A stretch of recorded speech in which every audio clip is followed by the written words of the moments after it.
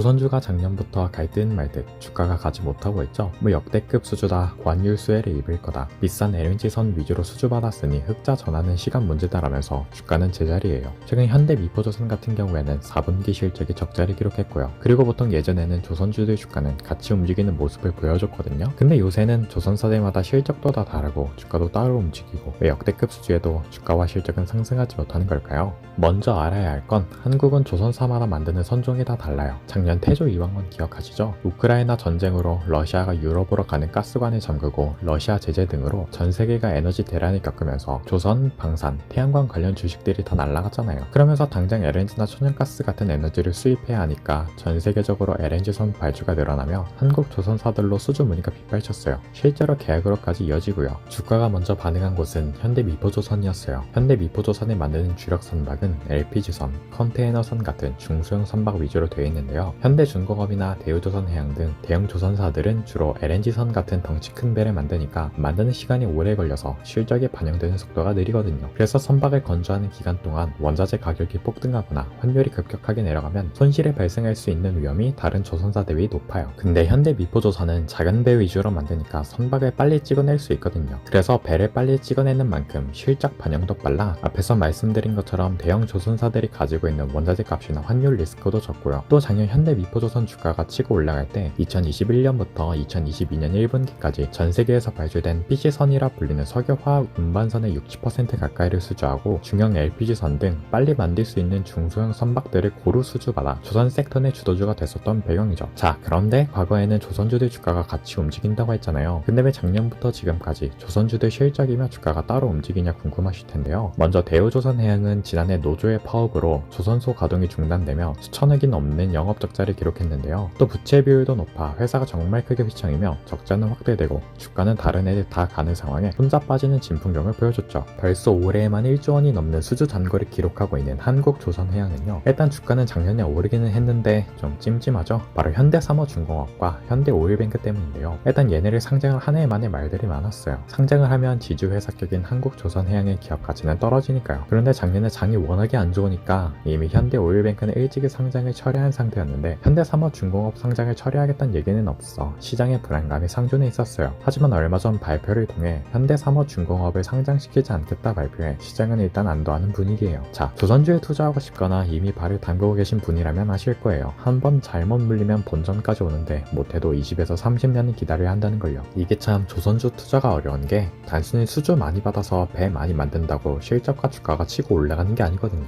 해상 운임도 봐야 하고 후판 가격은 어떻고 글로벌 물동량 추이도 분석해야 하고 결제 대금을 달러로 받으니까 환율의 추이와 조선사별 약정 환율까지도요. 또 선박이라는 게 핸드폰 갈듯이 2년마다 안 바꾸잖아요. 그러니 배에 대한 수요는 일정하지 않고 요즘처럼 경기 침체라도 오면 소비자들의 상품 구매력이 떨어지니까 당연히 물건을 실어 나를 선박에 대한 수요도 감소할 테고요. 자, 이런 문제점을 잘 알고 있는 우리 조선사들은 문제 해결을 위해 우선 친환경 선박 시장 공략에 집중하는 모습인데요. 먼저 단기적으로는 LNG선과 메탄올 선박 수주량을 늘려가는 전략이에요. 최근에는 한국조선해양이 메탄올 선박 7척을 한 번에 수주하는 등의 성과를 보여주기도 했죠. 또 HMM, 머스크 등 글로벌 대형 해운사들도 친환경 선박 발주를 하고 있어 돈 되는 시장으로 발전할 수 있을 것 같아요. 그리고 중장기적으로는 암모니아 추진 선박과 수소 추진 선박을 개발해 선박 교체기에 맞춰 친환경 선박 시장에 선점하겠다는 계획인데요. 특히 수소 연료 전지를 개발에 성공해 수소 선박을 만든다면 바다에서 수소를 만들어 수소를 수출하는, 즉 석유처럼 에너지를 수출하는 국가로 발돋움할 수 있어 저희도 장기적인 안목을 가지고 지켜봐야 할 것 같아요. 그리고 인력난 때문에 조선사들이 앞다퉈 로봇 도입을 서두르고 있는데 이게 또 위기를 기회로 만든다고 로봇을 통해 산업의 자동화를 이끌어낼 수 있는 만큼 이 점도 면밀히 관찰해보는 게 좋을 것 같아요. 로봇이 대세는 대세인데 실적에 나오는 기업도 마땅히 없는 상황이잖아요. 그런데 정밀한 작업을 요구하는 조선소에서 아예 조선사들이 로봇을 직접 개발해서 쓴다? 이건 미래가 어떻게 될지는 모르겠지만 의외로 조선사들이 협동 로봇을 시작으로 인간의 작업 영역을 대신하는 로봇을 개발만 한다면 로봇 산업의 새로운 전기가 조선사에 시작될 수도 있을 것 같아요. 그리고 또 있습니다. 바로 자율운항 선박인데요. 자동차뿐 아니라 선박에도 사람의 도움 없이 선박 스스로가 정해진 항로로 운항하는 기술이 뜨고 있는데요. 지난해 HD 현대의 자율운항 기술을 전문적으로 개발하는 아비커스는 세계 최초로 대양을 횡단하는 데 성공하고